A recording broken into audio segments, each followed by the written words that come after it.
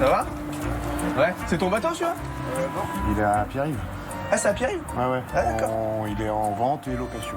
Ah, ok, je savais pas qu'il avait acheté ça, Pierre-Yves. Ouais, je te sers la pince. Ouais. Direct? Oui. Salut. Ça va? Ah ouais, ça va. Bonjour. La forme? Salut mon gars, ça va bien et toi? Ouais, nickel. Ravi de te rencontrer. Bonjour. Carrément. Ismaël, enchanté. Tu fais du bateau shopping aujourd'hui, c'est ça? Bateau shopping, non, quand même pas, mais quand je vois des coques en alu comme ça, tu vois, ça m'intrigue. Et en plus, je sais que ce bateau est à vendre, donc voilà, je suis venu faire un tour pour voir à quoi il ressemblait. Bah c'est bon, il vous l'achète, hein, monsieur.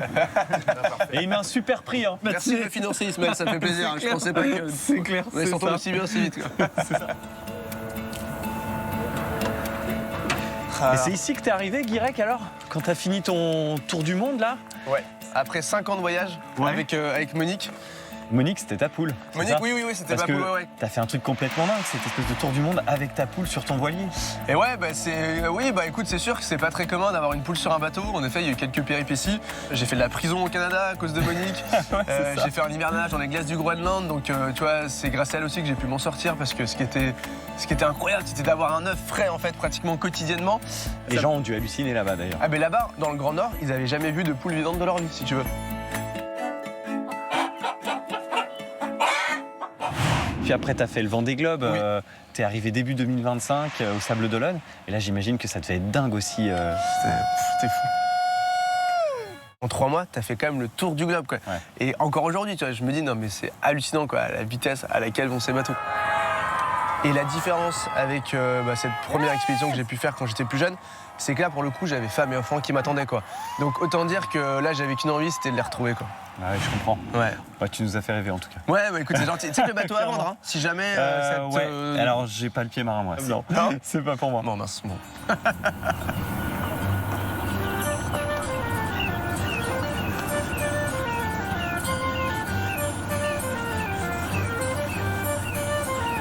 Tu vois, Guirec, je voulais vraiment venir à Paimpol, moi, pendant ce voyage, parce que j'ai été bercé, comme plein de gens, par l'histoire des pêcheurs qui partaient en Islande. Bien sûr. C'était dans les années 1800, il y a eu, faut savoir, jusqu'à 70 goélettes dans le port de Paimpol. Et les gars, ils partaient 7 mois en mer, quoi. Sur des bateaux quand même pas très grands, 20-30 mètres. Et ils pêchaient, la morue, ils revenaient jusqu'à 20 tonnes, 100 tonnes de morue, quoi. Ah ouais, d'accord. C'était énorme, mais ça faisait vivre la ville, finalement. Dis-toi qu'il y a un moment, Paimpol a été la plus grande ville des Côtes d'Armor, la plus peuplée.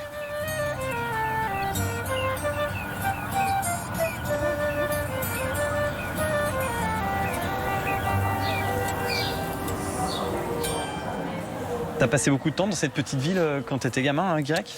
Écoute, j'ai passé du temps, ouais. J'ai passé du temps, mais après, c'est vrai que les rues, je les connais, mais bon, je connais mieux les rochers et les balises du coin que... Pour rien te mentir, quoi, tu vois. Ah bah tiens, il y a mon dernier livre sur le Vendée Globe, là, tu vois. Génial. Et ma première dédicace que j'ai faite, ça devait être en 2019. Et j'arrive avec Monique dans ma petite cage en bois. Et je vois du monde dans la rue, je me dis mais attends, mais qu'est-ce qui se passe, quoi? Et en fait je vois tout le monde me regarder, quoi. Et en fait c'est toutes les personnes qui attendaient pour avoir une dédicace. D'ailleurs on peut le dire, hein, je pense plus curieux de voir Monique que voir Guirec, hein. Ah, je sais pas ça, peut-être de voir les deux. Bonjour monsieur. Salut, ça va, tu vas bien? Ça va, impeccable. Ouais, cool. Enchanté. Qu'est-ce qu'il faut? Eh ben c'est quoi la spécialité de la maison alors? Eh ben c'est la beurre sucre. Ah oui, c'est la base. Vous De avez la la crème pâte, bretonne. vous avez du sucre. Voilà, Après, et j'ai du vous beurre. mettez une crème. Vous y allez franchement sur le beurre quand même, hein? Bah il faut, on est en Bretagne. Oui, pardon. On aime ça. Je crois que ça va être délicieux, mon gars. Et voilà. Et moi je vous prendrai caramel beurre salé. Trop cool, Allez, merci. deuxième.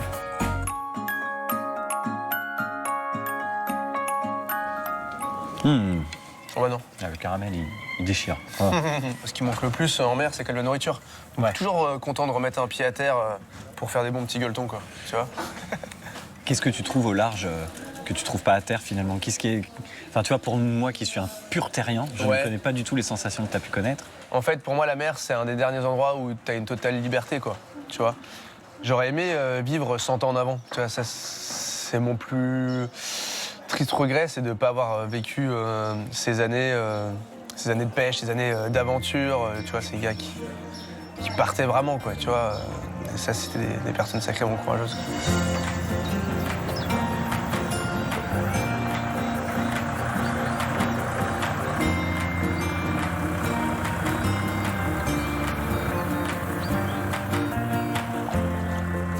j'ai envie de te faire rencontrer quand même Yves-Marie, qui est un grand copain, qui est comme un frère pour moi. Et un mec avec qui d'ailleurs vaut mieux être copain, grand champion de MMA de Ah boxe. Ouais. Hey, ça va, Ronan ? Salut Marie, Ismaël, enchanté. Enchanté Ismaël. Donc on vient prendre un petit cours de MMA, c'est ça? Moi je suis chaud. Ça va être sympa. Ouais, c'est ça. C'est clair. Pas le droit de jeter du sable dans les yeux. Très bien. Ok, c'est ton exploitation ostréicole alors, Voilà, ici vous êtes sur une des réserves où on stocke les huîtres pendant les jours où il n'y a pas beaucoup de marée. Ouais. On vient les stocker ici, donc par exemple dans ces cages en fer, et on les couche, comme ça les huîtres peuvent bien respirer et passer une semaine avant de les redescendre sur les parcs ou alors les vendre. Pourquoi ce terroir est particulier au regard de ce qui se fait ailleurs? Eh ben, on est sur la pointe la plus nord de Bretagne, ce qui fait qu'on a énormément d'eau qui passe, des volumes, des quantités d'eau exceptionnelles. On est sur une qualité d'eau A, donc on a la chance d'avoir des huîtres magnifiques grâce à ça, quoi. Avoir un très beau terroir. Ces conditions de mer, elles permettent à la fois de faire des marins et des très bonnes huîtres, quoi. Season after season, I'm waiting, Sunday after dawn, for you I see, sitting in the park. Quand j'étais plus jeune, à l'âge légal de pouvoir travailler, mes petits boulots d'été, ils étaient avec Yves-Marie, entre autres. On allait en effet sur les parcs, les retourner. Et donc, ouais, c'est des chouettes souvenirs, quoi. Et vous communiquez ensemble quand t'es genre sur le Vendée Globe? Ouais, souvent. Ouais, Vous arrivez à échanger? Ouais, carrément. Ouais. Oui, non, on s'appelle. Yves-Marie était là à mon départ, il était là à l'arrivée. On a toujours gardé un lien très proche depuis qu'il est petit, privilégié. Ah, qu'est-ce que c'est bon! Franchement, c'est la meilleure dégustation d'huîtres de toute la vie. Je pourrais pas faire mieux là. C'est ça qui est génial ici, en fait. Tu vois, c'est que là, on mange des huîtres. On peut aller pêcher des palourdes là-bas, comme des couteaux derrière. Enfin, tu vois, c'est un vivier géant, en fait. Ouais. Bon, on se prend quelques huîtres alors? Bah ouais, carrément. Pour nous deux, je pense que ça devrait suffire. Là, il y a une quinzaine de kilos, une Nickel. quinzaine de douzaines. Donc, Super, vous êtes 7 bien assez, là. kg et demi chacun, on est bon. C'est parfait.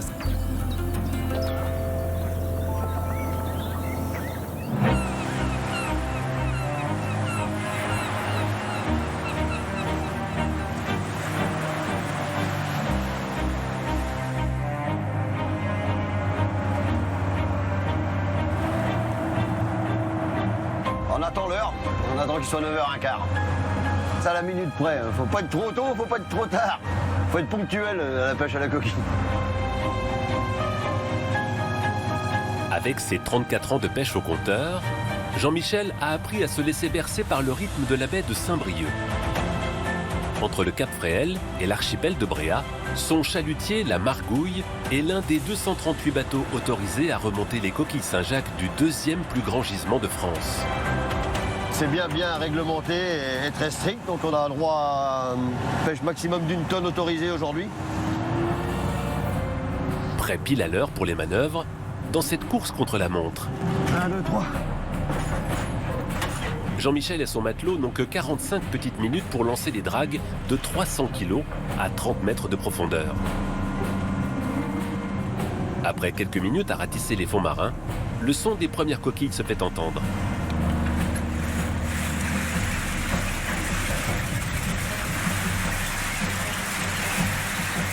Pas de quoi rassurer pour autant le vieux loup de mer, Bon, tu fais qu'il n'y a rien comme ça.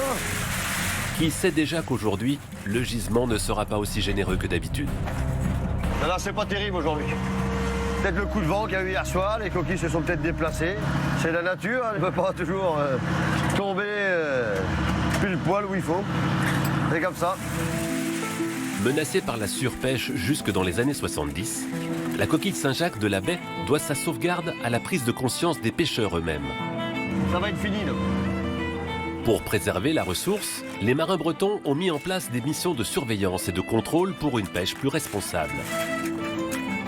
En fait, on a une taille réglementaire qui est de 10 cm et demi. Donc on voit ici qu'elle passe pas à l'intérieur, c'est qu'elle est bonne. Tu vois, si j'en prends une comme ça, par exemple, on voit qu'elle passe. Donc celle-ci est trop petite. Elle repart tout de suite à l'eau. C'est important si on veut continuer à en pêcher pendant des années, quoi. Dans quelques jours, les jeunes coquilles commenceront leur période de reproduction. Leur pêche sera alors interdite jusqu'au mois d'octobre.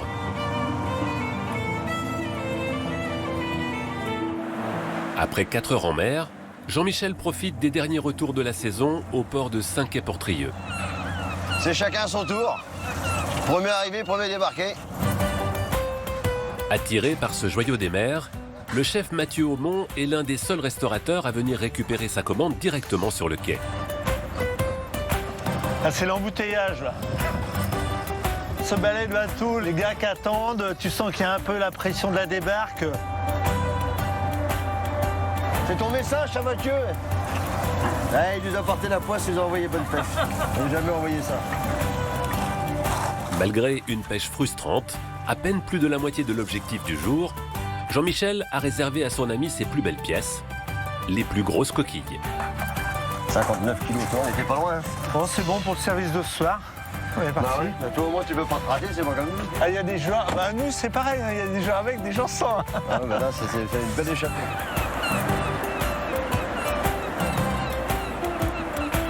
Dans son restaurant étoilé, simplement nommé Poisson en breton, le chef a fait de la coquille Saint-Jacques sa reine des cuisines.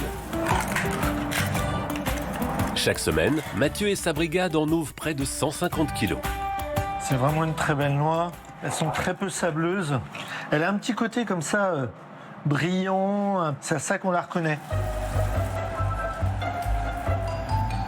Bah, c'est la star de la baie. Hein. On appelle ça l'or blanc de la baie. C'est pas pour rien. Après 7 mois à la carte du restaurant, pour fêter la fin de la campagne de pêche, Mathieu a prévu un bouquet final. Un menu tout Saint-Jacques où la noix se déguste à la fois crue. Je fais mon petit mélange betterave, Saint-Jacques. Ou tout juste poêlée, cachée dans une raviole ou exposée comme un bijou immaculé.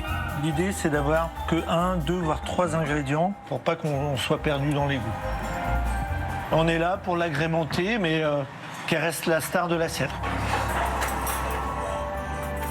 Si la Saint-Jacques passe de la mer à l'assiette en quelques heures, près du port de Daouet, Élise a choisi un raccourci encore plus direct pour se nourrir dans la nature.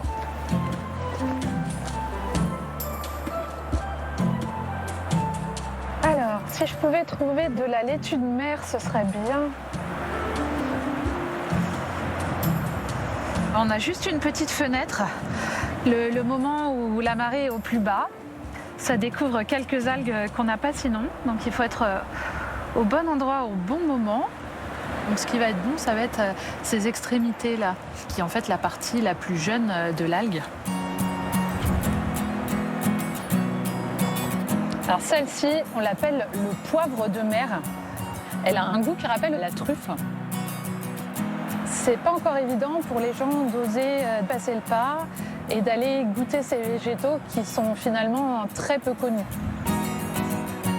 Revenue dans le nord de la Bretagne depuis 4 ans pour se rapprocher d'une nature gourmande et savoureuse, Élise imagine chaque balade sur le sentier des douaniers comme une découverte aromatique des plantes comestibles. Déjà le fait de se promener, de faire une randonnée pour aller cueillir son repas, ça a un peu un côté chasse au trésor quand même. Hein. Et puis on est au grand air, donc ça donne faim. Ces toutes jeunes pousses là, c'est le fenouil sauvage. On peut vraiment les manger crus. C'est encore comme ça que c'est le meilleur, c'est vraiment délicieux. Elle est rigolote celle-ci parce qu'en fait, les jeunes pousses ont le goût de petits pois. Ce qui est important, c'est qu'on va prendre juste ce dont on a besoin. Et puis on va pas prendre tout au même endroit pour pas abîmer les plantes. Alors là, j'ai vraiment juste pris de quoi faire un petit tartare et quelques chips. Au seuil du monde marin, comme au grand large, les Côtes d'Armor offrent un bol d'air frais au délicieux parfum iodé.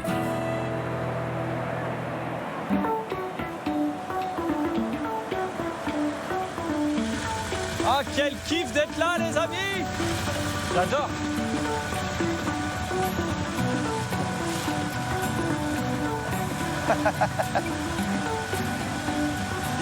Donc finalement, c'est là que tu as appris à naviguer? C'est ici que j'ai appris la vie, même, j'ai envie de te dire. Ouais. À 6 ans, 7 ans, je partais en mer tout seul. Ah ouais?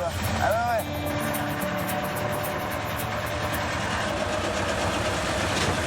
Et ce qui m'a beaucoup impressionné, moi, dans ton parcours, c'est aussi la traversée de l'Atlantique à la rame, aller-retour, quoi. C'est vrai que l'allée, c'est un peu trop bien passé. Moi, j'aime pas trop quand les choses se passent trop bien comme ça. Mais donc, c'était important pour moi de faire ce retour et de faire une arrivée en Bretagne.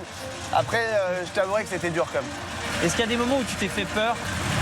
C'est juste qu'à un moment, j'ai failli passer quand même. Tu vois, quand mon bateau se retourne, je suis coincé dedans à l'envers. Je voyais pas trop d'issue de secours. Hein. Et du coup, j'ai réussi à redresser mon bateau. Par contre, bon, plus de moyens de communication. Ouais, j'étais à court de tout. J'ai perdu 14 kilos. Quand j'arrive à prendre contact avec un cargo, et puis il me disait, bon voilà, on se rapproche de vous. Je dis, mais pourquoi vous vous rapprochez? Il dit, bah parce qu'on vient vous récupérer. Moi je dis, non, mais en fait, vous avez pas compris, là, moi, il n'y a personne qui va me récupérer. Là. Envoyez juste un message, s'il vous plaît, pour dire que ça va, que je continue ma route vers l'Est. Merci et bonne journée. T'as un mental d'acier, quand même. Ah, on arrive sur les casiers? Ouais, on a un casier, là. Eh ben, tu veux choper la bouée, Ismaël? Eh ben, allez. Allez, vas-y.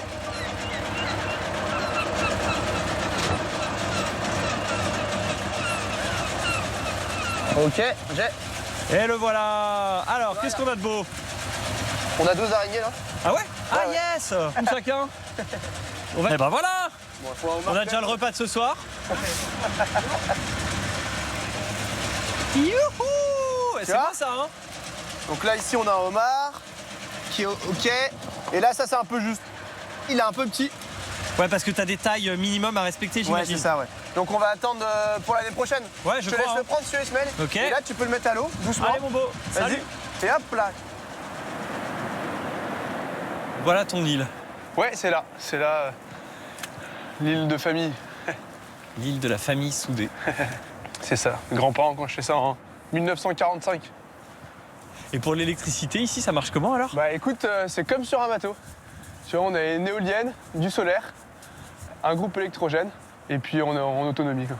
Génial. Ouais, c'est cool.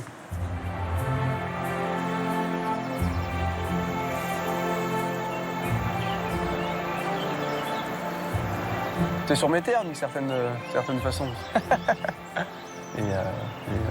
Bah non, mais c'est un lieu où je me sens tellement bien, si tu veux.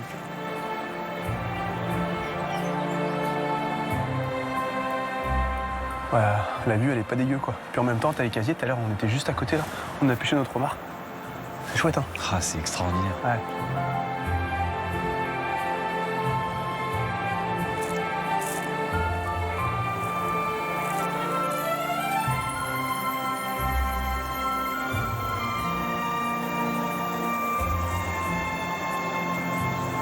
Les petits murets en pierre, Ismaël, là, c'est les délimitations de chaque parcelle.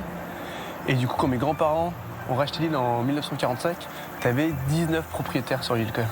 Ah ouais? Ouais.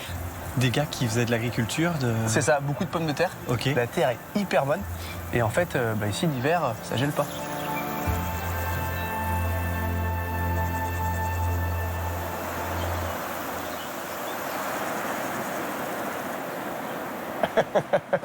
Allez, viens.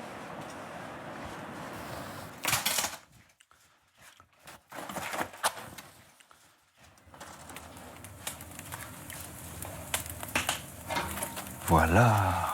Et voilà. Ici, en fait, l'endroit où on se retrouve, le soir, c'est ici, dans ce petit salon, au coin du feu, et on raconte des histoires, on chante, enfin voilà, on passe vraiment des moments chouettes, quoi. Ouais, C'est ce qu'on va faire ce soir. je pense qu'on est bien. Clac. Voilà. Fabuleux. Vas-y. Merci. J'ai adoré cette journée parce que vraiment, j'ai eu l'impression de comprendre ce qui t'avait amené à la vie que tu as aujourd'hui d'aventurier des mers comme ça. Depuis tout petit, en fait, j'avais une envie, un rêve, un désir, c'était de partir loin, entre guillemets, de faire un tour du monde à la voile. Et donc, tu vois, je pars, parfois longtemps, mais je reviens ici aussi. C'est beau de partir et d'avoir un endroit où revenir aussi. Hein. C'est ça, c'est vraiment, tu vois, mon port d'attache, c'est ici. Et j'ai toujours une carte postale d'Ivinec de chez moi, dans tous les bateaux sur lesquels j'ai pu naviguer. Et tu vois, je regarde cette carte et je me dis, ah, attends, ça me manque, Ivinec.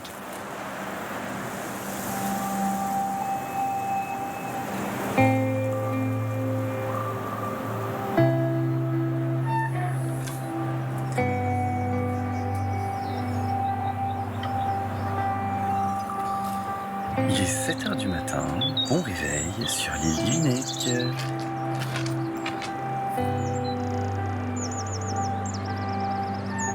C'est le chant des oiseaux, tellement c'était silencieux toute la nuit, qui m'a poussé à me réveiller, qui m'a sorti de mes songes. Alors voilà, je suis en pyjama avec mes bottes. C'est beau, hein?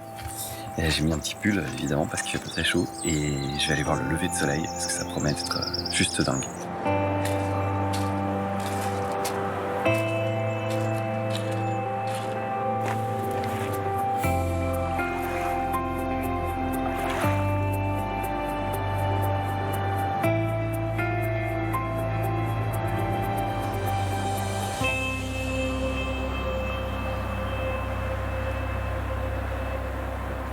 Hello, hello. Ça va, Ismaël? Salut Guirec. Ah ouais. Ok. Ça, c'est le vrai petit déjeuner breton. C'est trop petit déj, c'est bien ça. J'ai hésité à faire ma tartine, tu sais, en prenant le beurre comme ça. Ah oui, d'accord. Ouais, mais t'as raison. On l'a vu à Paimpol. Et c'est la première fois que tu dormais sur une petite île comme ça, toi? Comme ça, oui. Ouais, carrément. ok. Ouais, Ok, ouais. ok. Et tu vois, souvent on va au bout du monde trouver des choses exceptionnelles, mais là, j'avais vraiment l'impression d'être sur une autre planète, quoi. Tu vois, la mer a disparu. Ouais. Et je pense que ça peut être pas mal après d'aller pêcher à pied, si t'as envie. Ah Un bah petit ouais, coup. carrément, Ouais. avec plaisir. À voir comment est la mer derrière. Et il y a des étris qui sont possibles d'attraper aussi. Dès le matin, t'es au taquet, toi. Ouais, c'est ça où je te fais faire du jardinage, hein. C'est comme tu veux. Bon, on va aller pêcher. Ouais, ok.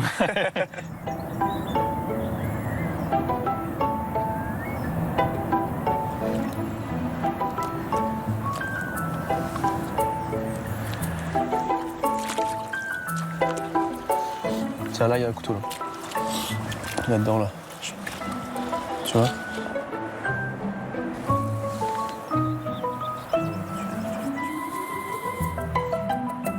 Waouh, énorme. Non, mais j'avais jamais vu ça de ma vie, franchement. C'est trop bon, hein? Ouais, j'adore. Ouais. C'est trop bien. C'est cool, hein? Donc l'idée, c'est qu'on cherche une espèce de trou de serrure dans le sable. Ouais, c'est ça, exactement. Déjà, ça faut les repérer quand même. Faut les repérer. Et le sel, pourquoi est-ce qu'on lui met du sel Bah, il pense que dessus la marée remonte, en fait, Mhm. et il vient la chercher. Ah, ouais. Attends un petit peu, attends. Ouais. Et là, tout doucement. Tu viens de sortir, sinon tu le casses. Le prédateur. Je vais essayer de le choper, ok? Vas-y, carrément. Il envoie ses yeux, en fait. Vas-y, direct, allez, vas-y, non, rapide. Je l'ai. Eh ben voilà. Tes premiers couteaux. Trop fier. Cool, hein, quand même, en 2-2, là. Toi, on te laisse ici abandonné, tu sais survivre, tu vois. Ah bah ça, Parce que moi, je me laisse mourir, je pense. Voilà, avec ton pied, tu chopes, c'est quoi ça? Ça a une petite coque, ça. Tu chopes des coques, Ouais. incroyable. Bah merci beaucoup, Guirec. Hein. Si un jour c'est l'apocalypse, je viendrai me réfugier chez toi. Eh bah écoute, t'es le bienvenu. Hein. Moi, j'ai une problème. chance de survivre.